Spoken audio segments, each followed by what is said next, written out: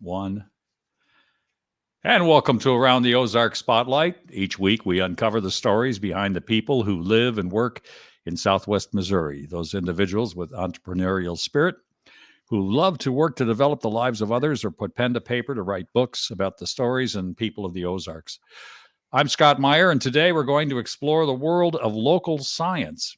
And with me is Tyler Moles, the fairly new COO of Springfield's Discovery Center. And I say fairly new, Tyler, you've been in that role for a little bit now, haven't you? It's a change title, but I've been here for 3 years. Okay. And prior to that, a little background on Tyler. Why don't you bring us up to speed on a little bit about your passion for charities and charity work and where that all started? Where are you from originally, Tyler? So I'm from south of Kansas City, and when I was younger, I dreamed of being a rock star, and that kind of melted its way into working as an engineer in Nashville as an audio engineer for a few years, and Oh, really? I got to do some big things. I have about as an engineer, I'm credited on 18 gold records and 8 platinum records and 4 multi-platinum records. I was a voting member of the Country Music Association, and that was when I was a kid. And it turns out that's not what I really wanted to do. What I really want to do is live in Springfield and help kids. Well, that really. So you were born south of Kansas City, and rather than go to Kansas City, you decided Springfield was the place for you. Springfield is close to the wife's family. It's just a nice city. It's a Yeah, great place to live. we really are blessed. So This I is was home. not aware of your work in Nashville. When you say you were just a kid, what's just a kid? Oh, in my early 20s after college. So I was there for 4 or 5 years working in the music industry. What part of that industry did you find not passionate for you? In as an engineer in the music industry, you work really, really long hours, and the money is great, but you often have to fight to get it. And you can't ever say no to a project. So it's just, you know, working 60 days in a row without taking a day off. Sure. Uh, Did you work with and any big headliners? if you look at some album credits on Brad Paisley's albums from that time period, from 2008 to 2014, you'll find my name in the album credits. Is Trace Adkins, Josh Turner. I worked on the first Darius Rucker country record. That was huge, and Okay. and I got to work with and meet a lot of these cool guys. It was really interesting, and it's like everything you do shapes your perspective on the world. Well, it gave you a perspective of that part of the world, but you came from that and immediately found your way into Springfield into charity work.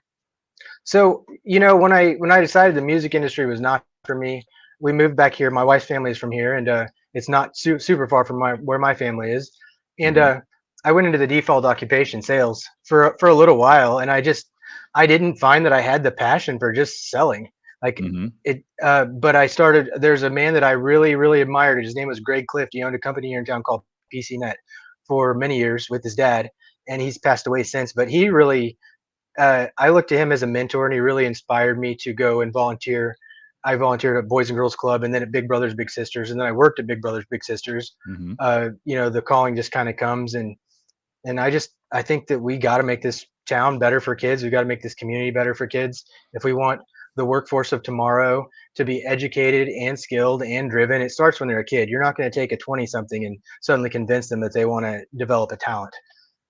That's fair. That's fair. Now, interestingly enough, you talk about sales being something that you did, but you didn't want to do it full time. Isn't really the job inside most charities selling anyway? You're either selling the idea, the concept, you're selling the kids on learning and living the experience, and you're also selling donors on why in a city with over 3,000 charitable organizations, why yours is so special. Yeah, I mean, there is a major sales type element, and there are certain donors that are really concerned with how their marketing dollar is going to be used, like what kind of sponsoring an event or a thing like that, and logo recognition. But there are those, and they're valuable and they're wonderful, and there's others that just have a passion for helping and want to figure out a way. And so, trying to connect all the different types of philanthropy and philanthropic reasons, but usually. I'm not going and trying to talk bad guys into do good things. Like the people that get involved are generally good people, Sure. and so it's different in that way. And you know the idea sells itself. Like you're not going to sell somebody on on helping a charity if they have zero interest in the mission that they're trying to do. So like generally the people that we connect with are people that in our instance are people that already believe in kids, believe in the future, want to create opportunities for Ozarks kids.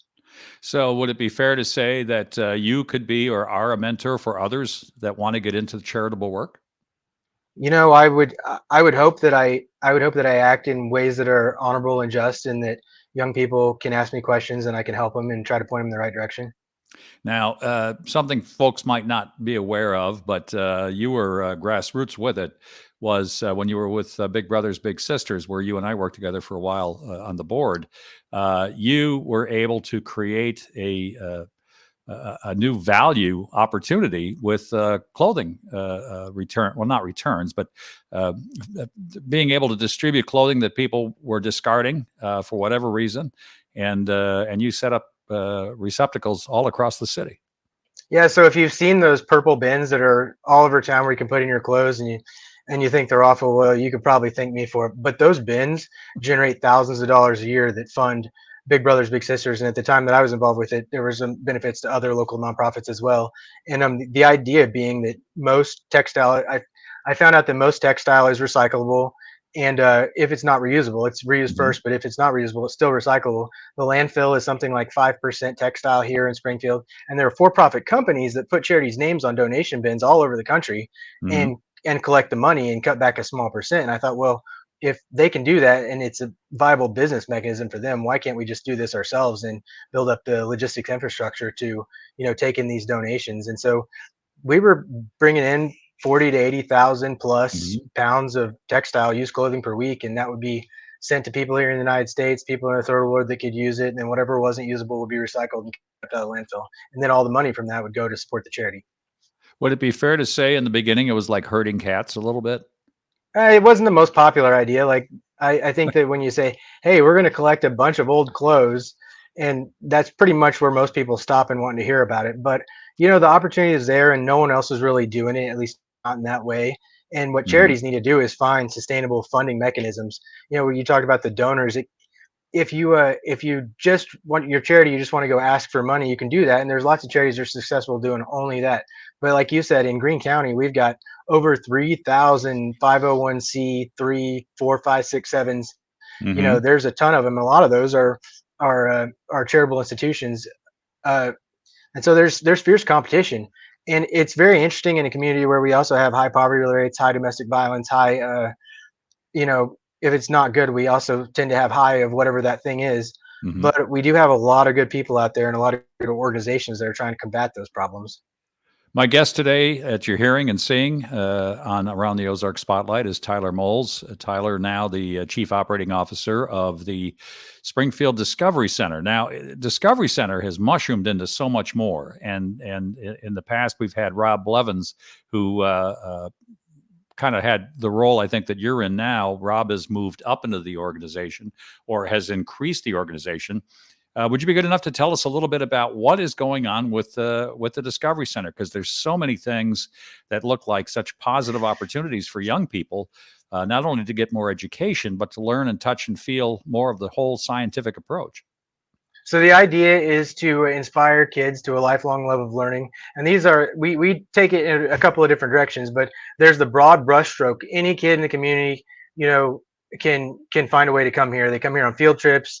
We Mhm. have free passes through the Greene County Library. So we don't want like finance to be a barrier to coming in and enjoying this resource and learning from it. But we also have the Discovery School, which is an accredited pre-K through eighth grade school that was accredited Mhm. last summer. So there's an independent school there that serves kids in a way that's different than what they can get anywhere else. Number one, it's in a science center, but number two, the kids are in a 1 to 10 student to teacher or teacher to student ratio, and they learn basically at the pace that they can learn. They're not held up by whatever the grade they're in. So it's a really unique learning environment there. We do outreaches to 33 counties. We do outreaches to 3 different countries. We provide remote distance learning to the outback in Australia, to some places Mhm. in Mexico, and then all over the country. These rural schools can have the Discovery Center do their science lessons. So we do that too. A lot of people don't know about that. But here in the center, we just got giant animatronic dinosaur exhibit last August, and Jurassic Discovery Central Bank helped us get this, and it is amazing. If you haven't seen it yet, these robotic dinosaurs. The T-Rex is 14 feet tall, and they're all moving and How roaring. big? Did you say Four, 14 feet? 14 feet. So literally, we had it the day that they came in. It all had to be planned. Hmm. Everything had to be executed. We had to close the road off and tear a wall out of the building to get these dinosaurs to the building Oh my and God. get that wall back up within 6 hours because it was the first day of school. Is Um, that right? so we had a Okay. road closure. It was a major It was one of the most complex things, like logistically, that I've undertaken, is to get all Sure. of those pieces together and make them all happen without a hitch. Um, but it did happen, and it was amazing. Uh-huh. And if you haven't seen these things, they are just absolutely realistic in life. Like, they're going to inspire kids for years to come. This kind of came from I when I grew up south of Kansas City in Harrisonville, Missouri, there wasn't a lot to do. We didn't have a lot of money, but there was a lot to do anyways. But my aunt lived up in Kansas City, and when I was 7 years old, she said, "Tyler, there's a animatronic dinosaur exhibit coming to Kansas City, and if you come spend the night at my house, I'm gonna take you to see it." I was so Hmm. excited as a little boy, so I went up to her house in the city and I spent the night. And I woke up in the middle of the night feeling terrible, and I was hot, and I had pox all over my body. I had chicken Oh pox. no. And Yeah. she said, "Well, I'm sorry, you can't go see the dinosaur exhibit." I pleaded and begged and cried. I said, "I'm fine. Just let me go see the dinosaurs." Couldn't do it. So in my little boy mind, I cried, but I thought, I'll go back and see them after I'm better. And I and she's like, "No, honey, they're gone. That was a traveling exhibit, and they never came back in my Oh, childhood."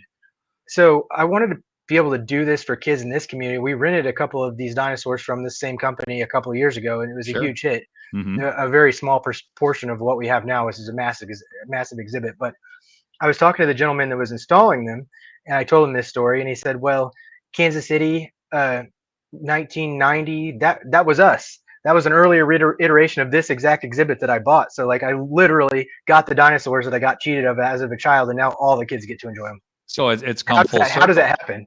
Yeah, No, there's that it dozens was of meant to traveling be. exhibits in the world. They're from Japan. Like, how does Yeah. this happen? I don't know, but it did happen. Well, it's karma. Let's just call it karma. That's a great story. I don't know that many young people are aware that you have the exhibit, which is one of the reasons we do a program like this, is to make people more aware of that. Are they available as part of the walk around, the walkthrough, and the touch Yeah, and feel part of there's no there's no additional admission. You come Mhm. in and they're in one of our galleries. There's T-Rex, Triceratop, Maiasaura with a nest full of babies. They're all animatronic. There's one Mhm. dinosaur's endoskeleton that's just a stainless steel, like the actual what's inside these dinosaurs that kids can remote control. There's pterodons. There's a life-size T-Rex head, which is just massive. There are several aquatic dinosaurs. It's big, and it doesn't cost any extra above and beyond your Discovery Center admission, or is free for members. That's one of the new things that we have.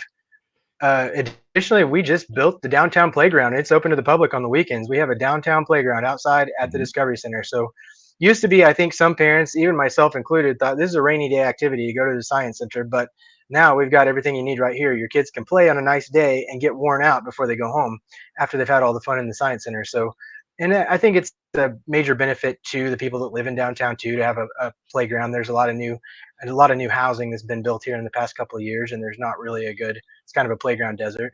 There is a playground south of downtown, but this is like right smack dab in the middle of it. No, that's great. And, interestingly enough, so much of this is occurring under your watch, including the dinosaur exhibit, which I've got to believe you were probably one of the first to go through it once it was all set up.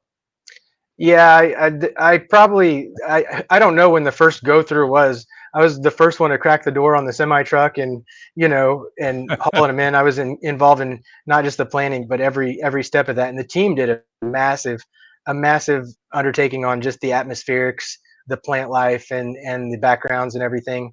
Like, it's a really cool thing, and it was truly a team endeavor at the end, with all the different components of putting the thing together and making it truly professional and truly astounding.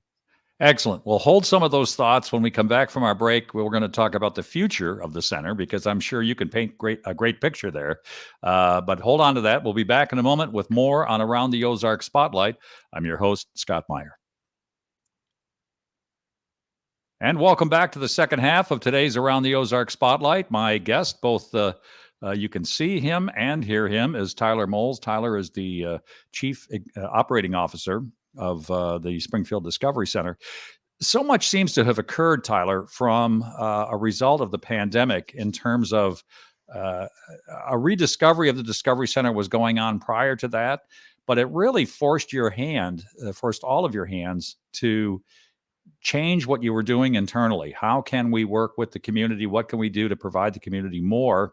And what it's resulting in now, appears to be, is a reinvigoration, a reincarnation of the Discovery Center. Is that fair? Yeah, I would say that's fair. I think prior to the pandemic, I can only compare to what I know, but I took my foster kids to the Discovery Center 10 years prior to the pandemic, uh, and not a lot had changed over the years. It was the base idea that the Discovery Center had, and they would have a new thing here or there, but primarily a lot of the same. And I think in within the pandemic and getting people to see this as an evolving, constantly improving Hmm. organism, we've made great strides just to bring in new stuff. We've remodeled entire galleries, remodeled and moved the lobby. We've just put in last year an entire area dedicated to little pre-K kids with all sorts of play equipment that is and learning equipment that is applicable just to preschool kids. So moms can come in and Hmm. there's lots of stuff for preschoolers to do as well. Putting in this virtual ball wall that people it's our interactive theater, but down in the basement of the Discovery Center, there's a 16 by 24-foot wall that you can interact with. It's a giant display and it has all sorts of science educational activities. It's the only one of its kind open to the public in North America. So we've done all of these things to tell the community, hey, this place isn't the Discovery Center you remembered. Hmm. Everything needs to change and grow. And honestly, going to some of these publicly funded science centers that I go to around the country, like many of them stay very much the same year after year after year. There's their offering, and they have a multi-million-dollar capital campaign. They just leave it. Uh, Hmm. with our local community, we think they deserve more. We think they deserve constant upgrades and improvements, and really man, it even gets to the boring stuff where you're right now. They're putting on a brand new roof. Cardinal Roofing is putting on a brand new roof for us. They're out there right Sure. now putting it on. It's amazing. New HVAC system. All of this stuff has to happen for an Right. organization like this. It's a 60,000 square foot building full of stuff, and the stuff has to be cool and new, interesting, and most importantly, relevant Right. to what the kids of today like. What's going to help them learn. Well, you take somebody like yourself who's been kind of in the weeds of charitable work, helping raise funding, finding new donors, and now you're the guy in charge. And what does that look like? What's your 3-year plan? If you looked 3 years from now, it's 2026. What does that look like? How will the Discovery Center change, or So what would you we've like got to see? in the very short term, I hope to bring in a Smithsonian exhibit this spring, Hmm. to bring a Smithsonian exhibit to the Ozarks, and I'm very confident I'm going to be able to do this. There's obviously always finding the funding piece, but we've got some people interested in helping, and I'm sure that more will once we approach them. But I think that'll bring a lot of prestige, not necessarily to the Discovery Center, but to the Ozarks as a whole, to be able to bring in a Smithsonian exhibit and let the kids in this area experience that world class kind of science education. Sure. Um, in the medium to long term, we plan on redeveloping the entire second floor, which is called Discovery Town now, and it's a small town. It's been one of the most popular things for little kids since the Discovery Center was built, and whoever created it originally was genius. But it needs to be redone and reevaluated and rebuilt for today's Springfield and today's community. Be called Little Springfield and be Hmm. a small version of Springfield for kids to play and learn. And I'm really excited about that. That'll be a multi-million-dollar project coming down the road here. All this revolves around finding the funding and being we just had our membership sale last starting Thanksgiving Day, the day after Hmm. Thanksgiving is a Black Friday membership sale, Sure. and we sold. I can't give you the number off the top of my head, but it's like quadruple the number of memberships people bought uh, during that period than ever before, and it tells me that the Hmm. community is seeing what we're doing and that they do approve of it and they think it has value. And I just love that so much for my staff to be able to see the influx of people coming in here enjoying the center that maybe wouldn't have 5 years ago. We have busier weekdays than the Discovery Center has in the history of what I can see, at least documented, Sure. visitor count wise. It's just everything is growing and pointing in a really, really wonderful direction. No, that's fantastic. Now we're coming up on the Christmas season, and typically people are looking for ways to not just give another toy, but maybe give an experience. Are there opportunities at Discovery Center for people to come and purchase maybe family memberships that they can give to other family members? Absolutely. We've got memberships on sale for 25% off right now, and they're already really inexpensive compared to other science centers. it's not a secret, but if you look at what it costs to go to some of these big city science centers, our membership will get you in there. It will Hmm. get you into the science centers in other cities, but it's fairly inexpensive because we are in a small market. And but you can get that now as a gift. And if you go on the website www.discoverycenter.org, you can purchase a gift membership online. It's a wonderful thing, and we've got great things coming up for the kids in this next year. That if you give a gift to your grandchildren or niece and nephew, like Hmm. they're really going to appreciate it. They're really going to love it. I'll make sure of it. Now, you just mentioned if you have a Discovery Center membership here in Springfield, it can work in other Discovery Centers as well. Yeah, there are over 300 science centers across the country. There's one in Mhm. Kansas City, one in St. Louis. There's the Amazium in Northwest Arkansas. There's Giant Science Center in Oklahoma City. It's 400,000 square feet. And so we're all part of this ASTC reciprocal program. We're all members of the same program. So when you buy a membership at one, you can travel around the country and go to all the science centers that are members in the program, which is most of them. Well, that's a huge value. That's the first time I've ever heard of that, and I would guess some of our listeners probably never knew that as well. That's fantastic. There's just so much that nobody knows. I can't tell it all in one go. Well, Tyler, we'll have to have you back again to go through some of the others. Now, I ran into Rob Blevins and his family at the airport about I guess it was probably a year and a half ago now. They were on their way to New York to get a check. What was that all about? Okay, so this is a there was an award about 2 years ago, and I Hmm. had found this online. It's called it was at that time it's called the Stop Award. It was the first one. It's through Forbes and the Center for Education Reform, and so I applied for this grant for this Stop Award, and uh, it's for $1 million, and we competed Hmm. against 1,400 other organizations. They narrowed it down to 20 candidates, and we went down to Dallas and basically went through a growth accelerator with these 20 other candidates and learned things and did paperwork, and they evaluated the candidates, and at the end we ended up going to New York City with the top five, and they awarded us the $1 million check as being the most sustainable, transformative uh, Yeah. organization in nonprofit during COVID pandemic. So also, they were very impressed with the school that we started and the way that we're doing things here. So, and it is a novel idea. There's nobody doing exactly what we're doing. How does it So make you that feel? I mean, that's got to be. I was involved in something a little smaller than that. It was a couple of $100,000, but the $1 million grant. What goes on inside of you when something like that happens? And you've been part of it. for me, not like for me, I was super excited, but also like the pragmatic business person that I am, like $1 million doesn't go nearly as far as what everyone thinks it goes. It's Like amazing. Yeah. we're talking about a 20-year-old building hooked onto a 100-year-old building. There are plenty of infrastructure things that have needed to happen for years, and Hmm.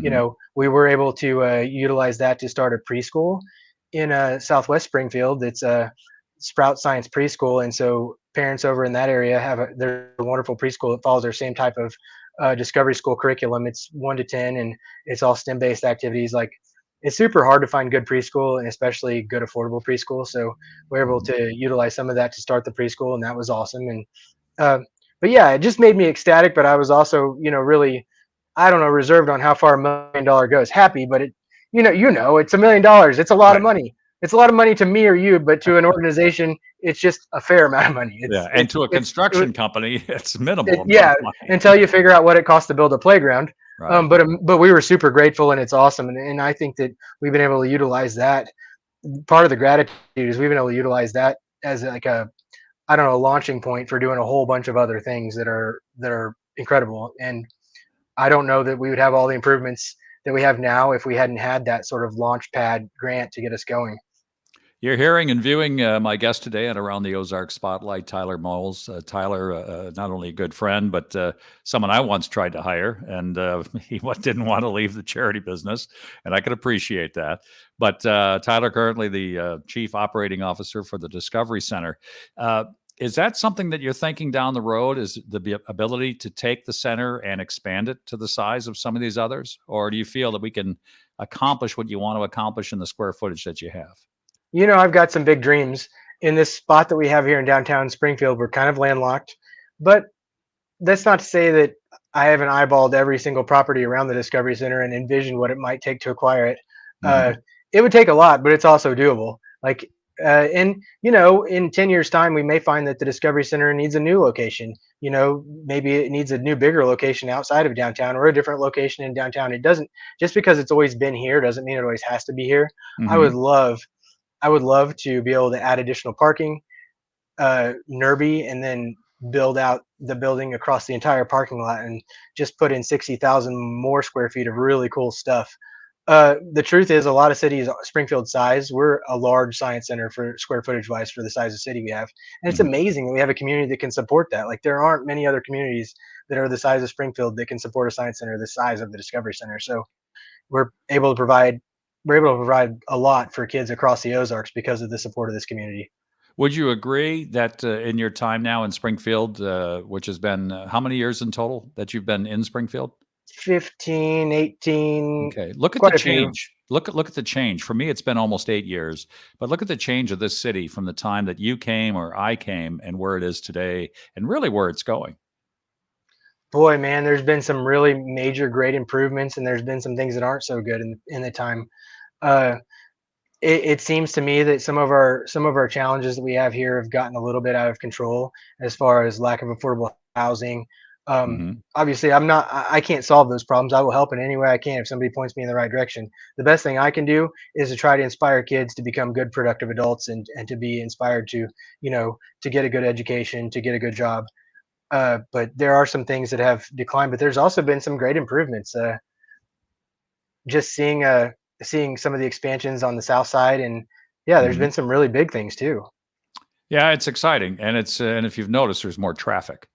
I There's think a lot that more traffic. yeah, if there's anything that points to the city growing, it's the amount of traffic. So moving forward with the kids in the classroom, if some parent was listening or watching today, what would they need to do? How could they get their child involved in the Discovery Center classes? Uh, it's depending on if we have openings, and I would have to check if we do right now. We do occasionally, and basically go to the website www.discoverycenter.org and click on the tab that says Discovery School, and it will tell you all about it and give you an info link you can email to schedule a tour or ask more questions. And we Hmm. love to give people a tour. My kids go to the Discovery School, and that's huge. It's just such a wonderful environment for them. I can't Now that I've seen what they're getting here, I can't imagine them going anywhere else. And there's a tuition. I'm There, certain. there's Yes. a there is a tuition. One thing that's very Hmm. interesting and good, as far as being an accredited school, we are eligible for these Missouri Scholars, basically scholarship credits, and it's basically tax credits. If people buy the Missouri Scholars tax credits, it's 100% tax credit.